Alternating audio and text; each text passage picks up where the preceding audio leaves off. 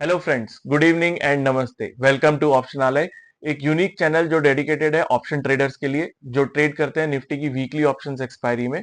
दोस्तों, हम अपने इस चैनल में आपको ये पहचानने में मदद करते हैं कि निफ्टी के क्या होंगे, क्या ऊपर के और नीचे के लेवल्स होंगे। ये कैसे पता लगता है? हम आज की निफ्टी की मूवमेंट को एनालाइज करते हैं, इंस्टीट्यूशनल प्लेयर्स की पोजीशन को एनालाइज करते हैं और इन सब का निचोड़ निकाल के हम अगले दिन के ट्रेड सेटअप के लिए दो लेवल्स तैयार करते हैं, बल्कि चार लेवल्स तैयार करते हैं, दो ऊपर के दो नीचे के, और कोशिश करते हैं कि उन्हीं लेवल्स में एक हमें बाय की तरफ क्या मूवमेंट मिलेगा और सेल की तरफ हमारे क्या मूवमेंट, क्या लेवल्स होने चाहिए। तो चलिए पहले मैं आपको लेके चलता हूं इंस्टीट्यूशनल प्लेयर्स की पोजीशनिंग पर और देखते हैं आज एफआईएस की पोजीशनिंग कैसी रही। तो जिन्होंने हमारी कल की वीडियो देखी होगी उसमें आज का सबसे बड़ा क्लू यही था कि निफ्टी की एक्सपायरी है। और हमने अपनी कल की वीडियो में बताया था आपको कि निफ्टी की एक्सपायरी में दो क्रिटिकल लेवल्स रहेंगे, नीचे की साइड पे 25,100 और ऊपर की साइड पे 25,300। कल की क्लोजिंग हमारी एग्जैक्ट 200 पे हुई थी और 200 के पुट राइटर और 200 के कॉल राइटर, मतलब एट द मनी ऑप्शंस के कॉल और पुट राइटर्स की पोजीशनिंग को ऐसे देख के लग रहा था कि मार्केट एकदम फ्लैट जाएगा, हार्डली 25-30 या 50 पॉइंट की मूवमेंट आएगी। कल का अनुमान यही था। हुआ क्या? मार्केट सुबह खुला, मार्केट सुबह उसी रेंज में प्ले करता रहा एक डेढ़ घंटे। अगर हम अब चार्ट में देखते हैं, और चार्ट सॉरी मैं आपको बाद में दिखाऊंगा पहले, लेकिन मार्केट उसी 25-50 पॉइंट की मूवमेंट में खेलता रहा और शुरू का पूरे दिन का शुरू का काफी टाइम, एक दो घंटे के आसपास का टाइम उसी रेंज में रहा। इससे क्या हुआ, जो ऑप्शंस के प्रीमियम्स थे वो सारे इरोड हो गए और जो एक टाइम पे 225 200 के एट द मनी पुट और कॉल का प्रीमियम को प्लस करें, मतलब जिसको हम स्ट्रैडल स्ट्रेटजी कहते हैं, अगर उसको देखेंगे तो उसमें एक पॉइंट पे सिर्फ 40 रुपए रह गए थे। तो उसको देख के ऐसा लग रहा था कि एक्सपायरी फ्लैट जाएगी। अच्छा, दूसरा क्या इंडिकेटर था? 25,200 पे जो हमारा कॉल राइटर था वो धीरे धीरे हर 15-20 मिनट आधे घंटे में बढ़ रहा था। शुरू हुआ था वो 2 करोड़ 2.5 करोड़ से और बढ़ते बढ़ते बढ़ते वो एक टाइम पे 5.5 करोड़ तक पहुंच गया था। ये मेरे को नहीं लगता मैंने मेरे को याद नहीं मैंने इतना ओआई किसी एक स्ट्राइक प्राइस पे एक्सपायरी वाले दिन देखा हो जहां ओआई आपका 5.5 करोड़ के आसपास पहुंच गया हो। इसका मतलब क्या है कि सब लोग कॉल बेच के बैठे थे। 200 की कोई भी बाई करके नहीं बैठा था और 200 का लेवल टूटना तो ऑलमोस्ट नियर टू इम्पॉसिबल था। अब 200 का लेवल नहीं टूट रहा, ये हमें पता लग गया था। तो कहाँ जाएगा मार्केट? फिर हमें देखना था कि 150 की पुट पे कितनी राइटिंग है और 100 की पुट पे कितनी राइटिंग थी, वो बढ़ रही है या नहीं बढ़ रही। जब मैंने कल भी अपनी वीडियो में बताया था, अगर 150 का लेवल ऊपर की तरफ टूटता है तो हमें बाइंग करनी है और 120 का लेवल अगर नीचे की तरफ टूटता है तो हमें अपनी पोजीशन से निकलना, बाइंग पोजीशन से निकलना है और हो सकता है हमें एक शॉर्ट ट्रेड मिल जाए 100 पॉइंट के लिए। तो मार्केट ने जब हमें 150 ब्रेक करा अराउंड 1 बजे के आसपास, तब हमें अपनी सारी लॉन्ग पोजीशंस में से निकलना था और बस वेट करना था कि 110 120 का लेवल टूटता है या नहीं टूटता है। नहीं टूटा तो कोई बात नहीं, टूटता तो हम फर्दर शॉर्ट के लिए प्ले करते, बट नहीं टूटा क्योंकि आज एक 25 में बहुत ज्यादा पुट राइटिंग हो गई थी। हमें राइटर्स की पोजीशन को थोड़ा सा रेस्पेक्ट देना चाहिए क्योंकि जो राइटर होता है वो रिस्क टेकर होता है, उसका थ्योरेटिकली रिस्क अनलिमिटेड हो जाता है। ऑप्शन बायर का तो रिस्क उतना ही है जितना उसने प्रीमियम पे करा है। सेलर का, राइटर का रिस्क थोड़ा सा अनलिमिटेड हो जाता है, तो वो ज्यादा रिस्क ले रहा है तो कुछ कन्विक्शन के साथ रिस्क ले रहा होगा। उसने कुछ सोचा होगा बड़े प्लेयर्स राइट करते हैं तो वो हमें ये भी पता है कि बड़े प्लेयर्स राइट करते हैं तो किसी कन्विक्शन के साथ ही राइट कर रहे होंगे, तो उनकी राइटिंग की पोजीशन को हमें थोड़ा सा रिस्पेक्ट देना चाहिए। तो जब हमने देखा कि 200 में इतनी ज्यादा कॉल राइटिंग हो गई है तो नेक्स्ट हमें नीचे की तरफ देखना था कि नीचे की तरफ कितनी पुट राइटिंग कहाँ किस लेवल पे है और वो हमें बेस बनाना था। तो हमारा उस तरीके से आज का बेस बना था 25,100। तो 25,100 पे हमें लग रहा था कि 25,100 के आसपास मार्केट एक बार तो आएगा। हालांकि उम्मीद यही थी कि 25,150 के आसपास की क्लोजिंग देगा, बट ठीक है, 30-40 पॉइंट ऊपर नीचे एक्सपायरी वाले दिन चलता है, कोई बड़ी मूवमेंट अभी इसको हम ये भी नहीं कह सकते कि एकदम वायलेंट एक्सपायरी आई है, क्योंकि 100 पॉइंट का प्ले हुआ है। 100 पॉइंट निफ्टी में आज की डेट में इज लेस देन 0.5%। तो इतनी बड़ी एक्सपायरी भी नहीं थी, हाँ, बट एक्सपायरी अच्छी थी, दोनों साइड की मूवमेंट हमें मिली थी। तो हमारा जो 2 दिन से जो लेवल है जो ऊपर की तरफ क्रॉस नहीं हो पा रहा है वो है 240 250। ऊपर की तरफ वो क्रॉस नहीं हो पा रहा है और नीचे की तरफ 25,000 और 25,100 के आसपास हमारा बेस बना हुआ है। आज के इवेंट्स क्या थे जिन पे एक बार मैं लाइट डालता हूं। आज का मेन इवेंट था एक्सिस बैंक का रिजल्ट, जो कि एक्सपेक्टेशन से थोड़ा सा नीचे आया है। याद रखिए जब सितंबर में हम गिरना चालू हुए थे, सितंबर 2024 में हम जब गिरना चालू हुए थे 26,000 के लेवल से हम गिरते गिरते 22,000 के लेवल पे आ गए थे। वो हम क्यों आए थे? मेजरली हमें अर्निंग्स का सपोर्ट नहीं मिल रहा था। मार्केट्स जो होते हैं अर्निंग्स के स्लेव होते हैं। जैसे अर्निंग्स बोलेंगी मार्केट वैसे ही चलेंगे। तो अर्निंग्स नहीं मिल रही थी और तीसरे क्वार्टर में, चौथे क्वार्टर में, मतलब दिसंबर और मार्च क्वार्टर तक हमें अर्निंग्स नहीं मिली, सितंबर में भी नहीं मिली, तो मार्केट ने अच्छा खासा हमें 18-17% के आसपास का करेक्शन दिखाया था। और उसके बाद हमें ये कमेंट्री सुनने में आ रही थी अलग अलग कॉर्पोरेट हाउसेस से कि ठीक है जो होना था हो गया, बीते 6 महीने 9 महीने मतलब 2-3 क्वार्टर बुरे गए हैं, हो सकता है अब हमें रिकवरी के शूट्स दिखने, ग्रीन शूट्स दिखने शुरू हो जाएंगे और अगले 2 से 3 क्वार्टर में हमें उनका रिजल्ट मिलना शुरू हो जाएगा, बुक्स में, रिजल्ट्स में, क्वार्टरली रिजल्ट्स में एटलीस्ट दिखना शुरू हो जाएगा। इस थ्योरी पे हमारी फरवरी के बाद रिकवरी शुरू हुई थी, जब हम 22,000 से, प्लस उसमें बजट का तड़का भी था, प्लस उसमें जो बजट में हमें टैक्स कट्स मिले हैं और आरबीआई की मीटिंग में जो रेट कट्स हुए थे उनका तड़का भी मिला था।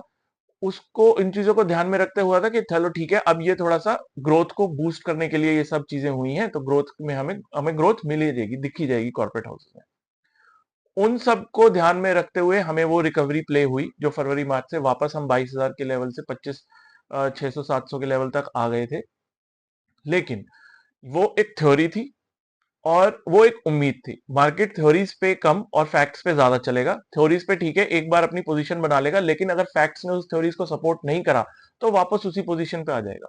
तो याद रखिए आईटी जो मार्केट का दूसरा सबसे बड़ा कंपोनेंट है, उनके रिजल्ट्स अच्छे नहीं आ रहे हैं। गोइंग फॉरवर्ड इस साल की कमेंट्री और गाइडेंस भी अच्छी नहीं है। अब बचता है बैंक्स और फाइनेंशियल्स, जो निफ्टी का सबसे बड़ा कंपोनेंट है। आज पहले बैंक के रिजल्ट आए हैं एक्सिस बैंक के, जो काफी ज्यादा डिसअपॉइंटिंग है।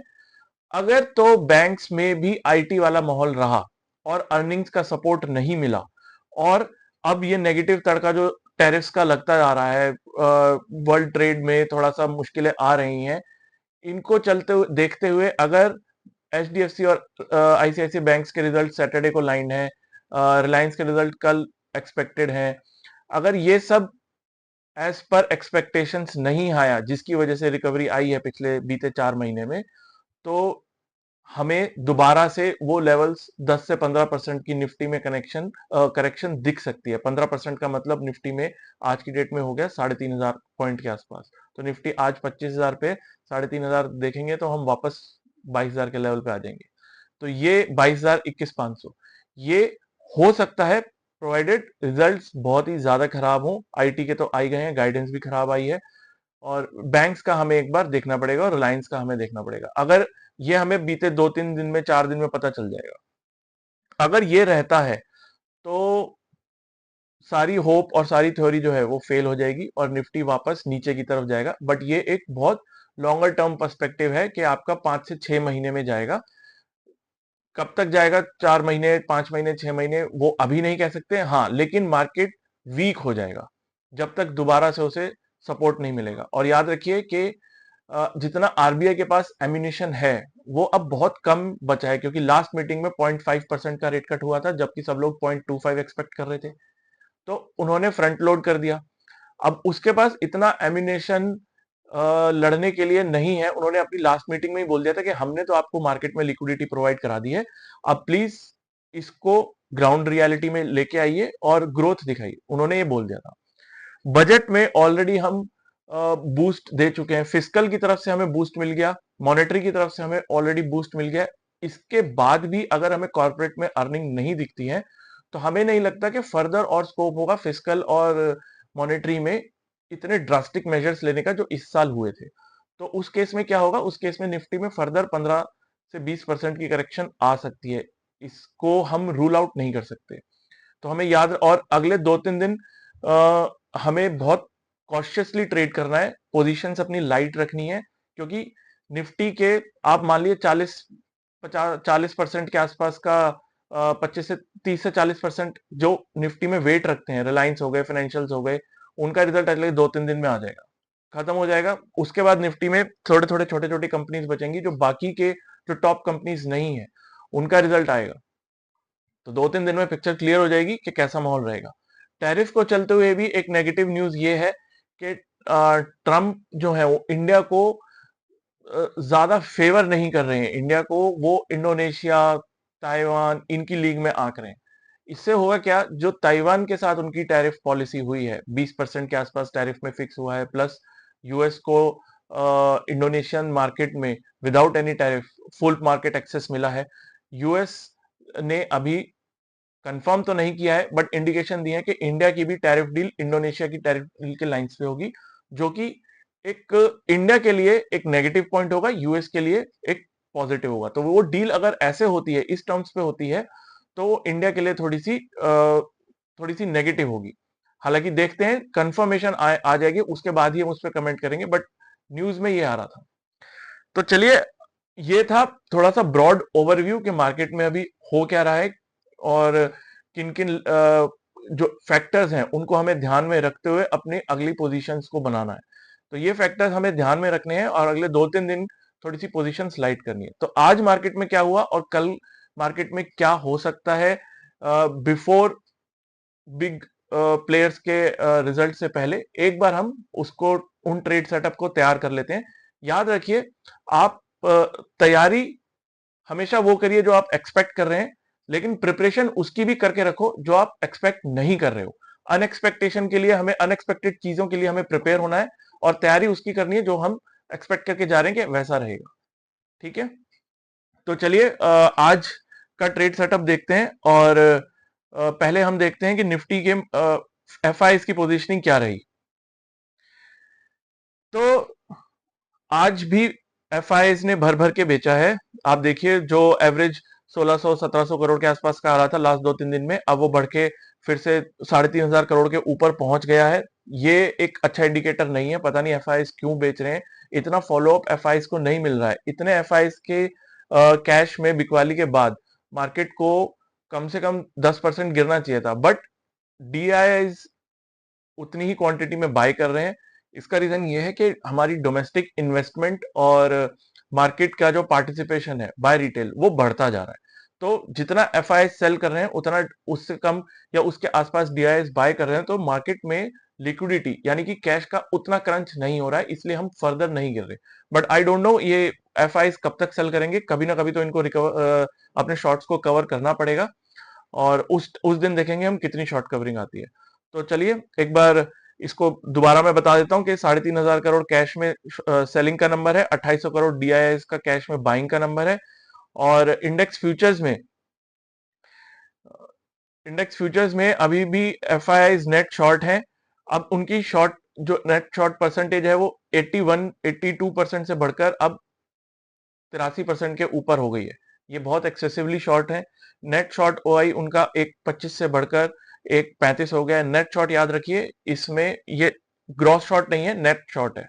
तो ये 1.35 होने का मतलब कि काफी बड़ा नंबर है ये। तो 1,35,000 ओआई हो गया है। आज कितना एडिशन हुआ एक्सपायरी वाले दिन, आज 10,000 के आसपास के कॉन्ट्रैक्ट शॉर्ट की साइड में ऐड हुए हैं। इंडेक्स फ्यूचर्स में एक बार हम देख लेते हैं। इंडेक्स फ्यूचर्स में पिछली पिछली वाली डेटा में हमने आपको ओआई टर्म्स में बताया था, इसमें मैं आपको बताता हूँ। इंडेक्स फ्यूचर्स में आज 2,000 करोड़ के आसपास की सेलिंग हुई है। करोड़ 2,000 करोड़ के आसपास की सेलिंग हुई है, जिसमें से निफ्टी का 1,000 करोड़ था और बैंक निफ्टी का 980 करोड़ का था। ये बैंक निफ्टी का 980 करोड़ का नंबर हमें थोड़ा सा इस पे एक थोड़ा सा फोकस करना चाहिए। ये हो सकता है कल आज एक्सिस के रिजल्ट्स मार्केट के बाद आए, तो वो प्री पोजिशनिंग के इम्पैक्ट इसमें हो सकता है रिजल्ट से पहले का। लेकिन अब पहला बैंक का रिजल्ट खराब आया है, उसका शेडो आईसीआईसीआई और एचडीएफसी पे कितना पड़ता है कितना नहीं पड़ता है, वो एक बार हमें देखना पड़ेगा। आज एक्सिस बैंक का एडीआर, अमेरिकन डिपॉजिटरी रिसीट्स, जो यूएस में ट्रेड होती हैं, वो अराउंड 5% नीचे है। तो कल हो सकता है एक आपको एक्सिस बैंक में बहुत बड़ा गैप डाउन दिखेगा। उस गैप डाउन को कवर करने के लिए एचडीएफसी और आईसीआईसीआई कितनी इंटेंसिटी से आते हैं नहीं आते हैं वो हमें एक बार कल देखना पड़ेगा, या वो भी अपने रिजल्ट से पहले पोजीशन स्लाइड करके जाएंगे। अगर तो वो नहीं आते हैं तो कल आप मान के चलो सिर्फ एक्सिस बैंक की वजह से ही बैंक निफ्टी में 250 पॉइंट के आसपास का गिरावट बैंक निफ्टी में एक्सिस बैंक की वजह से आएगी। उसको कितना कॉम्पनसेट एचडीएफसी कर सकते हैं या एचडीएफसी और आईसीआईसीआई कर सकते हैं वो देखना पड़ेगा। तो हो सकता है कल बैंक निफ्टी एक बार के लिए अपना 20 डे मास सरेंडर कर दे। अगर नहीं करता है तो ये बहुत बड़ा प्लस पॉइंट होगा, लेकिन अगर कर देता है तो एक बार हमें देखना पड़ेगा वो वापस 56,200 और 56,100 के लेवल तक बैंक निफ्टी गिर सकता है। तो इंडेक्स फ्यूचर्स में मैं आपको बता रहा था 2000 करोड़ के आसपास की सेलिंग है, ऑप्शंस में 1300 1400 करोड़ के आसपास की बाइंग है। ये बाइंग कहां से आई पता नहीं, बट ठीक है, डेटा तो यही सजेस्ट कर रहा है कि ऑप्शंस में बाइंग है, फ्यूचर्स में 2000 करोड़ के आसपास की सेलिंग है। स्टॉक फ्यूचर्स में 1488 1500 करोड़ के आसपास की सेलिंग है, स्टॉक ऑप्शंस में 250 करोड़ के आसपास की सेलिंग है। और एक बार हम देख लेते हैं अब मार्केट में एफआईज के अलावा जो बाकी पार्टिसिपेंट्स हैं, रिटेल, उसका क्या पोजीशन है। रिटेल ने शॉर्ट्स और लॉन्ग दोनों ही ऐड करे हैं, लॉन्ग ज्यादा ऐड करे हैं, शॉर्ट कम ऐड करे हैं। लॉन्ग ऐड करे हैं 4,500 के आसपास ओआई ऐड हुआ है, और शॉर्ट में उनका 1700 के आसपास का ओआई ऐड हुआ है। शॉर्ट में आप देखो एफआईज ने आज 8,350 के आसपास का ओआई शॉर्ट की तरफ ऐड किया है, ये एक अच्छा बड़ा नंबर है। और जो मैं आपको बता रहा था 137 नेट एफआई शॉर्ट है, नेट ओआई में नेट एफआई शॉर्ट है 2 स्लाइड पहले। ग्रॉस नंबर आप यहाँ पे देखिए 170 हो चुका है। तो ये जो वो वाला नंबर है वो यहीं से आता है, ग्रॉस से 169 माइनस 134, तो नेट आपका 137 के आसपास आ जाएगा। तो 170 ग्रॉस एफआई शॉर्ट है, ये बहुत बड़ा नंबर है, और 83% के आसपास फ्यूचर्स में एफआई शॉर्ट है। ये फर्दर कितना जा सकते हैं कितना नहीं जा सकते, थोड़ा सा अभी कहना मुश्किल है, लेकिन नीचे की तरफ 24,900 25,000 के आसपास की विंडो खुलती है। ये हम जब लेवल डिस्कस करेंगे तब मैं उस टाइम पे बताऊंगा। लेकिन अभी मार्केट थोड़ा सा वीक है। अगर आज मार्केट क्लोजिंग 150 के ऊपर दे देता तो हम इतना थोड़ा सा नेगेटिव नहीं होते, बट 150 के नीचे क्लोजिंग देना, जो कि 2 दिन से सपोर्ट बना हुआ था, जिसको नीचे आते ही वापस निफ्टी अपना 230 240 के ऊपर जा रहा था, वो उसके नीचे क्लोजिंग दी है। तो आज की क्लोजिंग थोड़ी सी नेगेटिव थी, इसलिए हम बोल रहे हैं कि 25,000 और 24,900 के आसपास के लेवल्स खुलते हैं। लेकिन फर्दर उसके नीचे जाने में तो एफआई और शॉर्ट हो जाएंगे, फिर आपको एक स्ट्रॉन्ग शॉर्ट कवरिंग भी मिल सकती है। याद रखिए एक बार लास्ट इंस्टेंस में जब हुआ था एफआई 90% के आसपास शॉर्ट थे, उसके बाद 90-91% के आसपास शॉर्ट थे, उसके बाद मार्केट में 1500 पॉइंट के आसपास की रैली आई थी, और वो रैली बहुत फास्ट आई थी। जो लोग कैप्चर कर पाए थे उनको उनके लिए ठीक है, बट जो नहीं कर पाए उनको फोमो हो गया था, और फिर उन्होंने हाई लेवल्स पे परचेज करा था। तो याद रखिए कि इसमें शॉर्ट कवरिंग किसी भी मूवमेंट पे आ सकती है। एफ आई 83% शॉर्ट है, उस पोजीशन पे आ सकती है। एफ आई 85% शॉर्ट है, उस पे आ सकती है। 87 शॉर्ट है, उस पे आ सकती है। लेकिन आएगी अभी स्ट्रॉन्ग रिकवरी आ सकती है। एक दिन होएगा एक्सपायरी वाले दिन, फटाफट सारे शॉर्ट्स कवर हो जाएंगे और 250-300 पॉइंट प्लस हमें निफ्टी दिखेगा एक्सपायरी वाले दिन। उस दिन सारे शॉर्ट्स कवर हो जाएंगे, जैसा जून के मंथ एंड की एक्सपायरी में हुआ था। हो सकता है इस मंथ की एंड की एक्सपायरी भी ऐसी हो जाए। 2 एक्सपायरीज बची हैं वैसे तो, अब से दूसरी एक्सपायरी मंथ एंड की एक्सपायरी है। और याद रखिए 10 में से 8 बार 80% ऑफ द टाइम्स जुलाई की एक्सपायरी हमारी पॉजिटिव गई है, और मिनिमम 2% का मतलब हो गया 400 से 500 पॉइंट के आसपास पॉजिटिव गई है। तो ऑड्स तो हमारे फेवर में है जुलाई की एक्सपायरी के लिए, बाकी एक बार दोबारा से देखेंगे। और अब मैं आपको एक बार लेके चलता हूं आज के चार्ट पे। उससे पहले एक बार ओआई डिस्कस कर लेते हैं। चार्ट से पहले एक बार मैं आपको ओआई बता देता हूं। ये ओआई है नेक्स्ट एक्सपायरी के लिए, और ये ओआई है करोड़ में, सॉरी लैक्स में। तो 25,100 पे अगर आप देखोगे अगली एक्सपायरी के लिए, पुट की साइड पे और कॉल की साइड पे, कॉल की साइड पे अभी भी आज 2.5 करोड़ के आसपास आज ही था। आप देख रहे हो कितनी हैवी एक्सेसिव कॉल राइटिंग 25,100 की कॉल राइटिंग पे अगले वीक की आज से ही हो गई। 2.5 करोड़ के आसपास की कॉल राइटिंग अभी है, जिसमें से 1.5 करोड़ के आसपास आज ऐड हुआ है। अब अगर 100 के नीचे मार्केट नहीं जाता है एक दो दिन, आप मान के चलिए जैसे 100 के नीचे नहीं जा रहा है, तो ये शॉर्ट्स का क्या होगा। शॉर्ट कवरिंग ही आएगी ना। अब वो शॉर्ट कवरिंग आपको कहां तक लेके जाएगी, फर्दर 20 डेमा तक लेके जाएगी, जो कहां पे 250 के आसपास। तो मार्केट में अब एक स्ट्रॉन्ग रेजिस्टेंस बना हुआ है हमारे 20 डेमा के आसपास का, और कॉल राइटिंग इतनी ज्यादा हुई है कि वहां तक जाए नहीं जाए थोड़ा सा, और रिजल्ट्स इतने heavy heavy results lined up है रिलायंस, एचडीएफसी, आईसीआई से, तो मार्केट किसी भी तरफ स्विंग ले सकता है। हमारा अभी अगले 2-3 दिन के लिए रिकमेंडेशन यही होगा कि पोजीशंस को थोड़ा लाइट रखिए। और आज वैसे तो अगली एक्सपायरी का आज डे 0 है, तो इन लेवल्स पे ओआई अभी तो डेवलप होगा, इसीलिए इतनी जल्दी कमेंट करना थोड़ा सा मुश्किल है, बट दो स्ट्राइक प्राइसेस बस हाईलाइट कर देता हूं। 25,200 का कॉल और 25,100 का पुट, सॉरी 25,100 का पुट पे 2.5 करोड़ की है पुट राइटिंग, और 25,200 की कॉल पे राइटिंग है 2 करोड़ की। तो अभी जो मार्केट है इस रेंज में दिखता हुआ, इस रेंज में ही लैंड अप करता हुआ दिखेगा, 25,100 से लेकर 25,200 के बीच में, और 200 के ऊपर जाएगा तो 50-60 के आसपास फिर से। याद रखिए मैंने कल भी बताया था कि आज एक्सपायरी वाले दिन निफ्टी में 200 का कॉल राइटर 250-60 तक डरेगा नहीं, क्योंकि उसको पता है वहां पे 20 डेमा है। Same same is the case with next week की एक्सपायरी। यहाँ पे भी 25,200 का जो कॉल राइटर है 25,260 तक डरेगा नहीं, वहां पे हमारा 20 डेमा और 10 डेमा दोनों लाई करते हैं। उनको तोड़ना, दोनों डेमास को एक साथ तोड़ना थोड़ा सा मुश्किल हो जाता है, टफ हो जाता है। और नीचे की तरफ हमारा 50 डेमा जो है वो 24,930 के आसपास है, और 25,000 पे स्ट्रॉन्ग सपोर्ट है, जहां से 3 दिन पहले मार्केट घूमा भी था।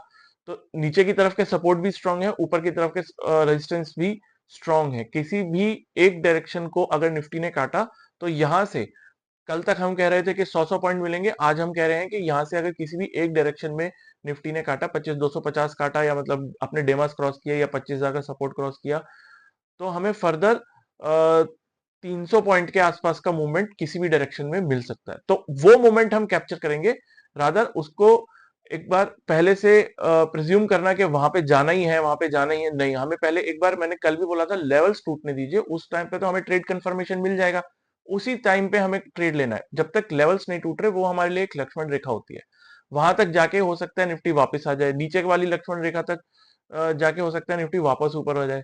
तो जब तक वो लक्ष्मण रेखा हमारी नहीं टूट रही, तब तक हमें किसी भी एक साइड का ट्रेड नहीं लेना है, याद रखिए। तो चलिए अब मैं आपको लेके चलता हूं आज के चार्ट पे। हाँ, यहाँ पे मैंने आपको बताया था कि देखिए मार्केट ने 25,200 के आसपास हमें क्लोजिंग दी थी, और आज मार्केट खुला कहाँ पे, खुला सीधा 230 पे था, और वहीं से गिरना शुरू हो गया। मतलब हमें 10 डेमा 20 डेमा से वहीं पे रिजेक्शन मिल गया था। तो वहां से अब हमारा सपोर्ट क्या था, वो भी मैंने आपको बताया था, जब तक 150 के ऊपर है तब तक मार्केट स्ट्रांग है। 150 के नीचे जाता है तो हमें देखना है कि लेवल्स 120 का टूट रहा है या नहीं। मार्केट यहां तक आया 150 तक, तोड़ा नहीं, वापस ऊपर चला गया, मतलब मार्केट स्ट्रांग है। तो यहाँ पे आप ये देखोगे कि 1:15 बजे तक, रादर हाँ 1:15 बजे तक मार्केट 25,190 के आसपास ही था, और कल की क्लोजिंग कहां पे थी, 25,210 212 के आसपास, तो 10-20 पॉइंट की मूवमेंट ही थी। तो शुरू के 5 घंटे तक मार्केट फ्लैट ही रहा, जैसा हमने कल की वीडियो में बताया था। उसके बाद एक्सिस बैंक का रिजल्ट आने वाला था, उसमें प्री पोजिशनिंग हुई, कैसा हुआ, मार्केट को लगा शायद खराब आने वाला है, किसी को कुछ पहले भनक पड़ी होगी। बैंक निफ्टी में एक बहुत करेक्शन आया, और बैंक निफ्टी हमारा किन लेवल से आकर मैं आपको दिखाऊंगा।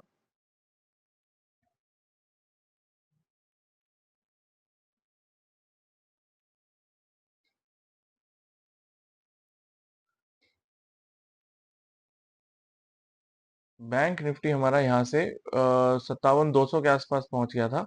बैंक निफ्टी वहां से हमारा सीधा, ये देखिए 57,200 के ऊपर था, और 1:15 बजे तक भी मार्केट अच्छा था, अच्छा 57,000 के आसपास ही था, 56,975 980 के आसपास था। उसके बाद बैंक निफ्टी ने सीधा हमें 150 पॉइंट का डिप दिया, रादर 250 पॉइंट का, और उसी ने ही निफ्टी को फर्दर पुल किया। तो निफ्टी वहां से 150 के लेवल को जब उसने तोड़ा, जब उसने अपने बाइंग जोन को सरेंडर कर दिया, वो वाली लक्ष्मण रेखा टूटी, तो फिर हमें देखना था कि नीचे की लक्ष्मण रेखा टूट रही है या नहीं। नीचे की लक्ष्मण रेखा नहीं टूटी, हो सकता है इसका रीजन एक्सपायरी हो, 25,100 पे बहुत स्ट्रांग पुट राइटिंग हो गई थी। तो 25,100 जो लो बनाया था वो 100 का ही बनाया था, ये देखो 25 101 102 के आसपास का लो बनाया है। उसके बाद से मार्केट ने फिर उसको उस लेवल को फर्दर टूटने नहीं दिया, तो हमें फर्दर शॉर्ट्स लेने या नहीं ये मार्केट ने हमें अभी डिसाइड नहीं करने दिया। लेकिन कल का सेशन इंपॉर्टेंट रहेगा। कल दोनों साइड की पोजीशंस हमें मिल सकती हैं और मार्केट इंतजार करेगा रिजल्ट्स और एचडीएफसी के, सॉरी मार्केट इंतजार करेगा रिलायंस और एचडीएफसी के रिजल्ट्स के लिए। तो जब तक वो नहीं आ जाते तब तक कोई बड़ी मूवमेंट किसी भी एक डायरेक्शन को तोड़ना, 25 100 या 25,000 या 25 250 को तोड़ना, वो थोड़ा सा डिफिकल्ट है। और ऐसा नहीं है कि इनके रिजल्ट्स बहुत दूर है या 5 दिन बाद आएंगे, 2 दिन में सब पता चल जाएगा। अगली एक्सपायरी से पहले हमें एक यूनिडायरेक्शन ट्रेड मिलेगी नीचे की तरफ या ऊपर की तरफ। और अब आपकी स्क्रीन पे आ जाएंगे कि 10 डेमा 20 डेमा कहाँ है। एक बार मैं वो आपकी स्क्रीन पे शो कर देता हूँ, 10 डेमा 20 डेमा कहाँ है, ये देखिए। तो ये हमारा जहां पे आपको दिख रहा है फर्स्ट रेजिस्टेंस 25 230 250 के आसपास, जो हमारा फर्स्ट रेजिस्टेंस है 10 डेमा, और नीचे नीचे वाले बॉक्स में देखिए 10 डेमा 20 डेमा भी वहीं पे लाई करते हैं 25 240 250 के आसपास। और सेकंड रेजिस्टेंस कहाँ है हमारा 25 350 360। अब यहाँ पे एक पॉइंट मैं आपको समझा देता हूं कि अगर फर्स्ट रेजिस्टेंस टूटता है तो हो सकता है हम सेकंड रेजिस्टेंस पे ना रुकें, हो सकता है हम सेकंड रेजिस्टेंस को भी तोड़ दें, क्योंकि इन डेमास पे इतनी हैवी एक्सेसिव कॉल राइटिंग हो चुकी है और फर्दर उसके बाद कॉल राइटिंग सीधा 400 और 500 के जोन पे है। तो सपोर्ट रेजिस्टेंस के लेवल से हमने ये आपको मेंशन कर दिया है, बट अगर फर्स्ट रेजिस्टेंस टूटता है तो हो सकता है मार्केट 350 360 पे ना रुके और फर्दर ये 400 और 500 की तरफ बढ़ेगा। लेकिन अगर हमें नीचे की तरफ देखना हो तो नीचे की तरफ हमारा पहला सपोर्ट होगा 25,000 से 25,020 और दूसरा सपोर्ट होगा 24,900 से 24,920 के आसपास का। 24,900 पे हमारा 24,900 950 के बीच में हमारा 50 डेमा लाई करता है। हो सकता है मार्केट एक बार वहां तक जाए, टच करे, वहां पे सपोर्ट ले और फिर दोबारा ऊपर घूम जाए। तो सपोर्ट्स को याद रखना है, डेमास को याद रखना है, लेवल्स को याद रखना है और 2-3 दिन अपनी मार्केट पोजीशनिंग लाइट रखनी है। एफआई एक्सेसिवली इंडेक्स फ्यूचर्स में शॉर्ट है, 83% के आसपास नेट शॉर्ट है और कैश में भी उन्होंने बिकवाली करी, आज 3,500 करोड़ से ऊपर का नंबर है। तो और इसको अगर मैं समराइज करता हूं, इसको अगर मैं समराइज करता हूं तो और दूसरे इंडिकेटर्स के साथ इसको जोड़ के देखता हूं तो विक्स मेरा अभी भी बहुत नीचे है, बहुत ज्यादा कंफर्टेबल पोजीशन पे है। मार्केट इतनी करेक्शन दे रहा है और विक्स मेरा बहुत नीचे है, ये थोड़े से मिसमैच है। इतने विक्स में मार्केट को 26,000 के लेवल पे होना चाहिए था। या तो मार्केट अगर इतना नीचे है तो विक्स इतना नीचे नहीं होना चाहिए था, विक्स हमारा 14-15 के लेवल के आसपास होना चाहिए था। पीसीआर हमारा अगली एक्सपायरी का अभी भी 0.7 पे है और डॉलर इंडेक्स मेरा अभी भी कंफर्टेबल जोन में है, 98 पे है। ब्रेंट मेरा अभी भी 68 पर है।